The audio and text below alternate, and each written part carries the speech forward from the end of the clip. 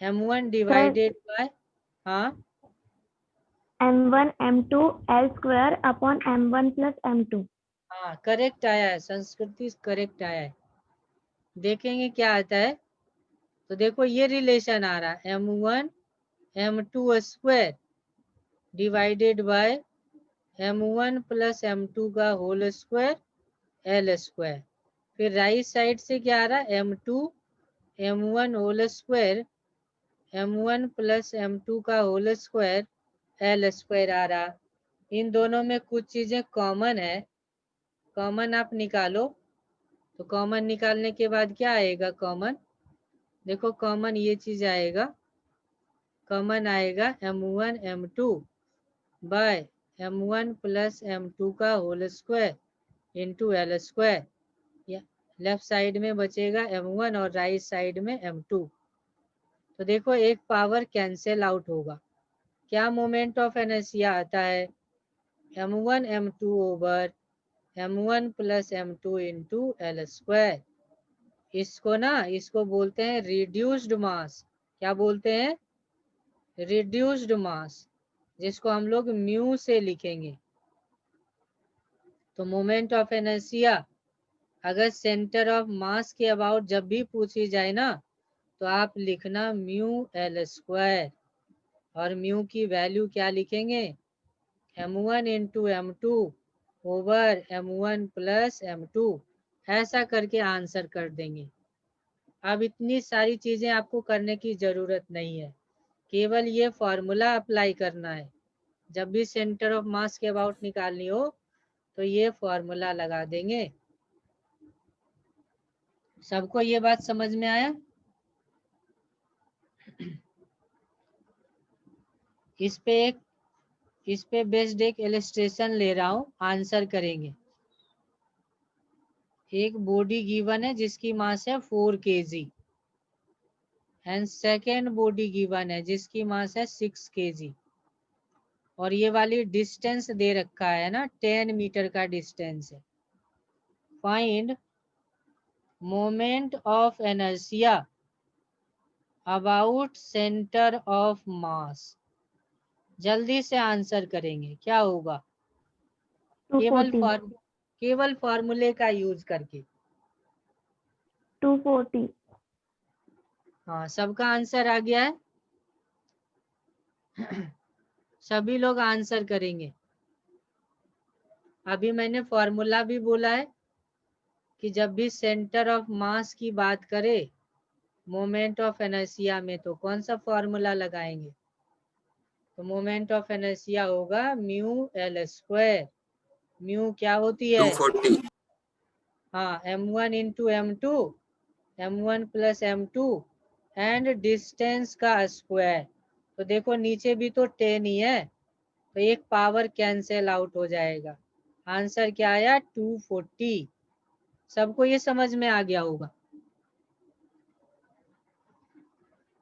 सबको ये समझ में आ गया होगा कि जब भी सेंटर ऑफ मास के अबाउट निकालनी हो तो ये फॉर्मूला लगाना है।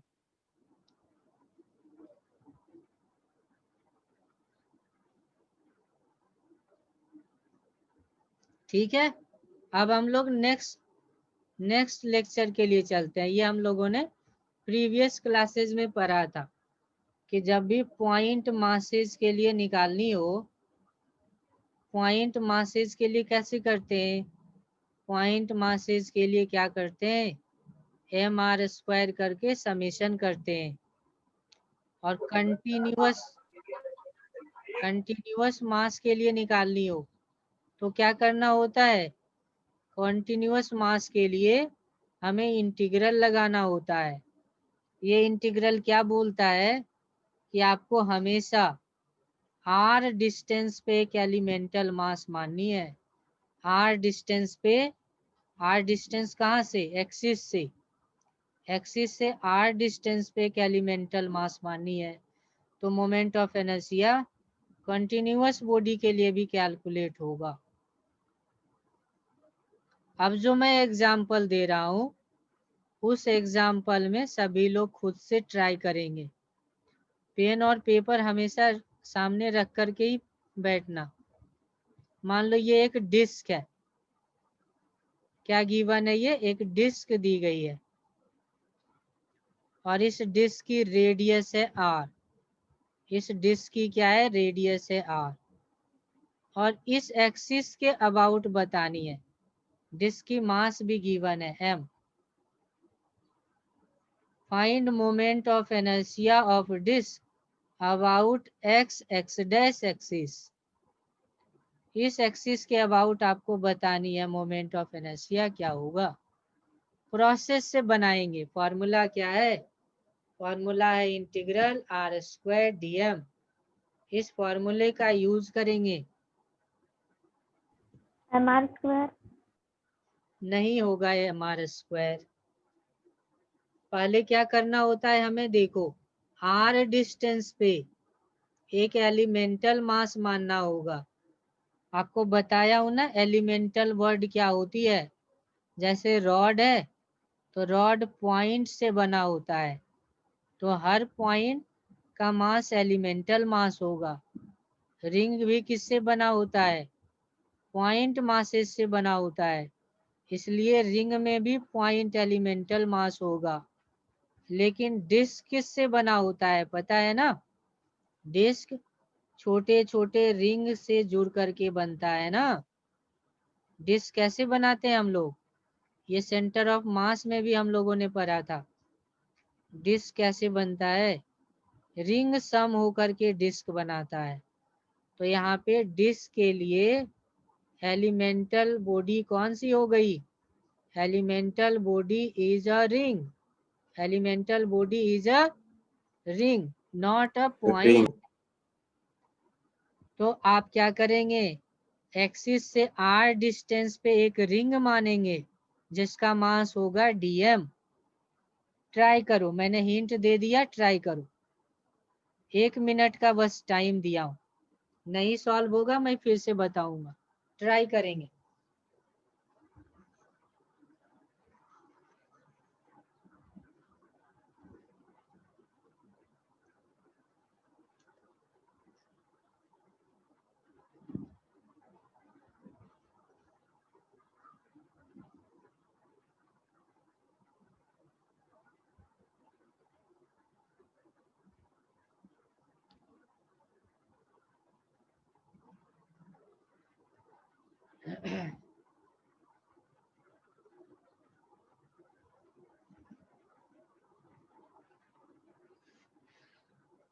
इंटीग्रल लगा करके बताएंगे कि what is the moment of inertia of the disc about x dash.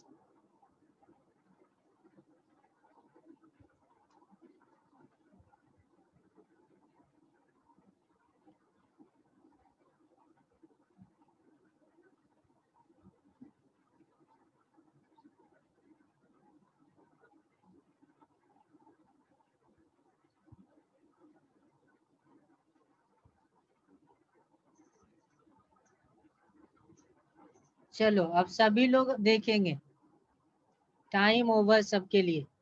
अब सभी लोग देखेंगे, ये डिस्क दे रखा है, कहाँ से देख रहे हैं, देखना यहाँ से देख रहे हैं, ऐसे डिस्क रखा था ना, तो मैं ना यहाँ से देख रहा हूँ, यहाँ से देख रहा हूँ। यहाँ से जब हम नीचे की तरफ देखेंगे तो ऐसा ही तो दिखेगा डिस्क। और इसका एक्सिस कहाँ दिखेगा बताओ, एक्सिस एक पॉइंट के रूप में यहाँ दिखेगा सेंटर में।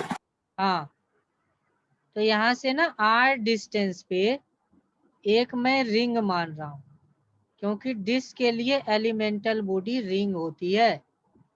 रिंग से रिंग को ही कंबाइन करके डिस्क बना सकते हैं। तो ये एक डिस्क है, r डिस्टेंस पे एक हमने रिंग माना है। रिंग की थिकनेस क्या होगी बताए, हम लोग r डिस्टेंस पे थिकनेस क्या मानते हैं, dr। क्या मानते हैं, dr। अच्छा आप बता सकते हो रिंग की लेंथ कितनी है, तो लेंथ होता है 2 पाई r। क्या होती है लेंथ, 2 पाई r। रिंग की लेंथ क्या होती है, 2 पाई r। अच्छा इस रिंग का एरिया क्या होगा, कोई बता सकता है क्या, ये जो रिंग मैंने दिखाया है इसकी एरिया कितनी है? इस रिंग की एरिया कितनी है बता सकते हो?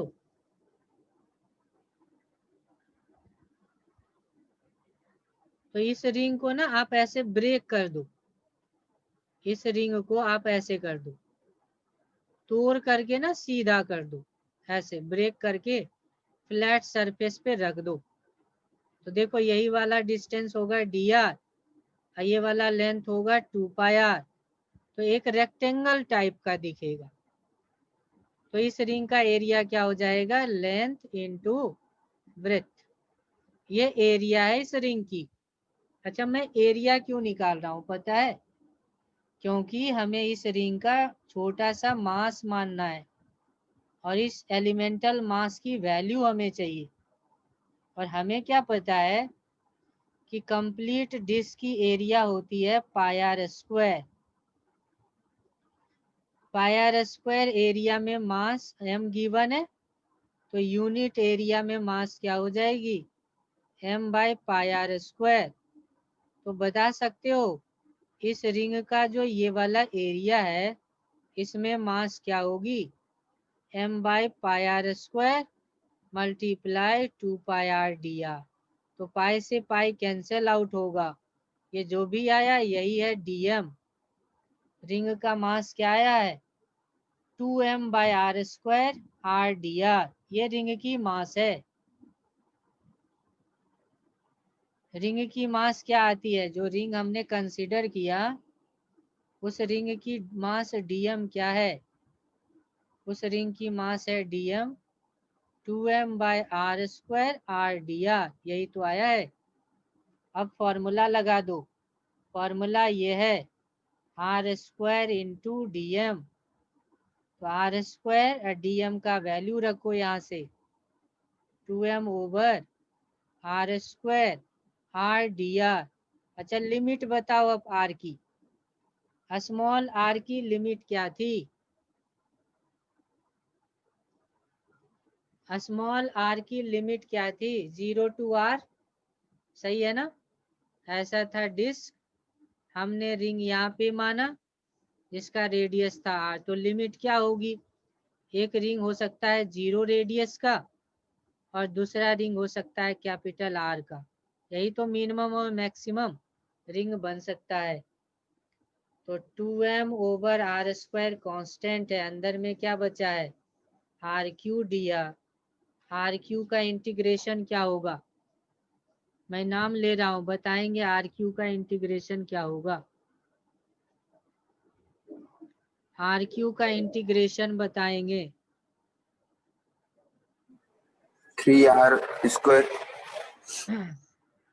हाँ सम्मति बताएंगे। आर क्यू का इंटीग्रेशन क्या होगा? फॉर्मूला इंटीग्रेशन का क्या होता है? x का पावर n, x का पावर n+1 ओवर n+1। ये फॉर्मूला है, ये फॉर्मूला है इंटीग्रेशन की। इस फॉर्मूले में रख करके बताओ, इस फॉर्मूले में रख करके आप आंसर करो। तो देखो क्या हो जाएगा? 2m over R square, R cube का इंटीग्रेशन क्या होगी? r का पावर 4/4। पावर 1 इंक्रीज करता है और उसी से डिवाइड करते हैं। अब बताओ सॉल्व हो करके क्या आ जाएगा? 2m बाय आर स्क्वायर और ये हो जाएगा r का पावर 4 ओवर 4। तो आंसर क्या आ जाएगा? देखो तो यहाँ पे आर स्क्वायर है, यहाँ पे r का पावर 4 है, यहाँ पे 2 है और यहाँ पे 4 है। तो आंसर क्या आ जाएगा? mr²/2। क्या हो जाएगी? क्या हो जाएगी? mr square by 2। mr²/2। हाँ, तो रिंग का हम लोगों ने ये देखा था कि अगर रिंग गिवन हो ना तो मोमेंट ऑफ इनर्शिया होती है mr²। लेकिन जब डिस्क गिवन हो तो डिस्क गिवन रहेगी तो मोमेंट ऑफ इनर्शिया रिंग का हाफ होगा। क्या होगा? रिंग का हाफ होगा। सबको ये समझ में आ गया क्या? यस और नो बोलेंगे। Yes, sir. सबको आ गया समझ में? तभी तो मैं आगे बढ़ पाऊंगा। सबको आ गया हो समझ में तो आगे में किसी को नहीं समझ समझा में सर। आया हो, कोई ऐसा है जिसको समझ में ना आया हो, फिर से मैं कर दूंगा। मोमेंट फिर से मैं थोड़ा सा लेकर के चलता हूँ। आई का ये फॉर्मूला है, ये एलिमेंटल मास है। तो रिंग के लिए एलिमेंटल मास क्या था?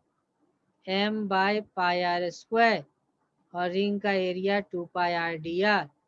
इसी को हमने सॉल्व करा तो आया 2m/πr², और पाई से पाई कैंसल आउट हो गया, 2m/r², r3dr, और इसी को सॉल्व किया तो आ गया mr²/2।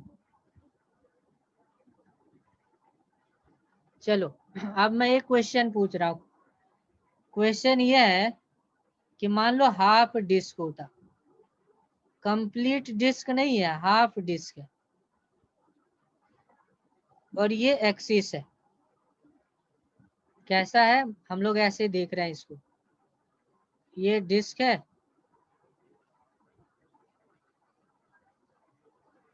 ऐसा डिस्क है, और एक्सिस यहाँ से पास हो रहा है ना, ये एक ऐसा डिस्क है, एक्सिस यहाँ से पास हो रही है।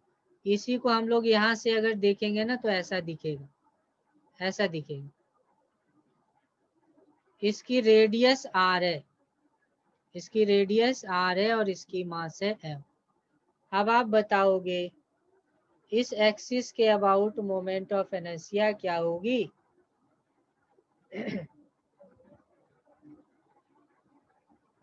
क्या होगी? mr²/4. कोई चेंज नहीं होगा। कैसे चेंज नहीं होगा? कोई चेंज नहीं होगा। इसका भी आंसर आएगा mr²/2, सेम आंसर आएगा। क्यों? मैं देखो है ना, फास्ट कैलकुलेशन करके दिखा देता हूँ। ऐसे रिंग बना होगा, ऐसे रिंग बना होगा, तो इस रिंग का एरिया कितना रहा होगा? ये वाली लेंथ है πr और थिकनेस है dr, यही तो एरिया है। तो इसकी मास क्या होगी? m/, डिस्क का भी एरिया है πr²/2, तो m/πr²/2 πr/dr। ये dm आ गया, पाई से पाई कैंसल, 2m/r²/dr, यही आया ना dm। अब देखो dm जितना पहले था उतना ही अब भी है, पहले भी इतना ही dm था। पहले जब हमने dm निकाला था ना तो इतना ही तो आया था। क्यों? क्योंकि यहाँ पे भी हाफ हो गया और यहाँ पे एरिया हाफ हो गया, तो हाफ हाफ कैंसल हो गया ना, इसलिए कोई फर्क नहीं पड़ा। तो देखो डिस्क कैसा भी हो ना, डिस्क कैसा भी हो, डिस्क हाफ हो या क्वार्टर पार्ट हो डिस्क की, या इस तरह से एंगल वाइज हो, थीटा एंगल 90 डिग्री 180 डिग्री, कैसा भी हो डिस्क, डिस्क कैसी भी हो, आपको हमेशा मोमेंट ऑफ इनर्शिया क्या बोलनी है? सेंटर के अबाउट mr² बोलनी है। क्या बोलनी है? mr² बोलनी है। यहाँ तक आ गया सबको समझ में? डिस्क में सेंटर के अबाउट अगर एक्सिस पास हो रही हो तो हमेशा mr² ही बोलेंगे। क्या बोलेंगे? mr²। एक और क्वेश्चन मैं पूछ रहा हूँ, कॉमन सेंस पे बेस्ड है। मान लो यहाँ पे एक हॉलो सिलेंडर है, इस हॉलो सिलेंडर की मास है m, इस हॉलो सिलेंडर की मास है m। हॉलो का मतलब क्या होता है? मास केवल सरफेस पे होगा। प्लास्टिक वाला पाइप देखा है ना, प्लास्टिक वाली पाइप, वही है हॉलो सिलेंडर। प्लास्टिक वाली पाइप सबने देखा होगा, यह है हॉलो सिलेंडर। मास m है और इसकी रेडियस क्या है, रेडियस है r। यह है एक्सिस। इस एक्सिस के अबाउट मोमेंट ऑफ इनर्शिया क्या होगी, बता सकते हो? mr square। हाँ, आंसर है mr स्क्वायर। आंसर है mr स्क्वायर। सभी लोग बताएंगे इस सिलेंडर का moment of inertia mr square होगा। ये वाली लेंथ दे रखा है l, कैसे होगा mr स्क्वायर, सॉल्व करके देखते हैं कैसे होगा ये mr स्क्वायर, सॉल्व करके देखते हैं।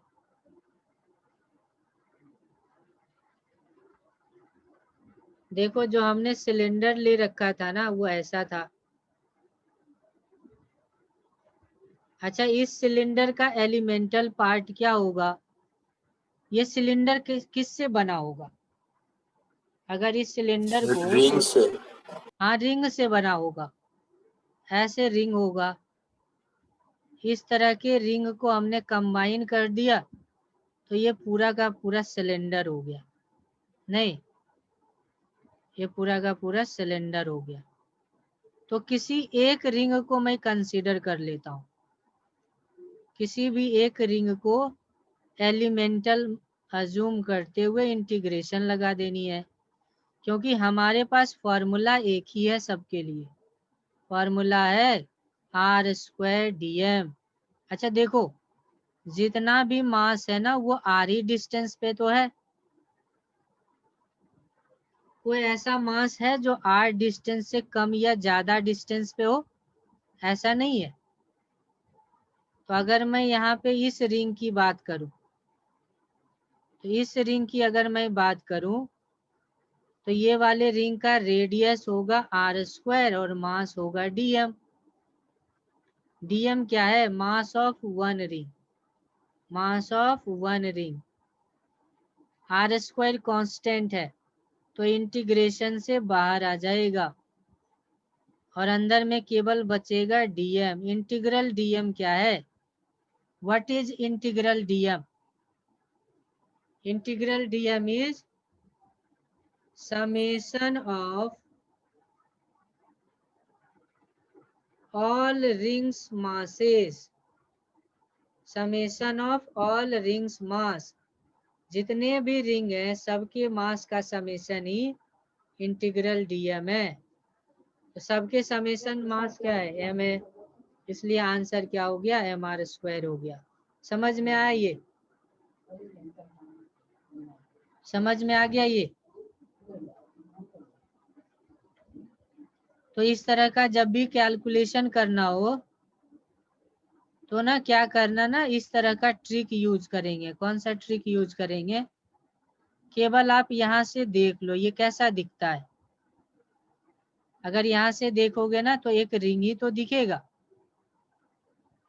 अगर यहाँ से देखेंगे नीचे की तरफ तो एक रिंग ही तो दिखेगा जिसका मास होगा m और रेडियस r होगा।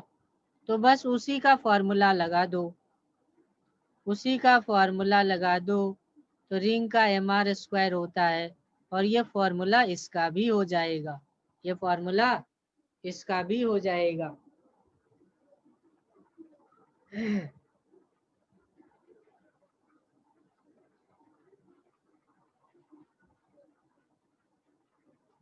अब मान लो अगर एक सॉलिड सिलेंडर है, ये सिलेंडर कैसा है, सॉलिड है,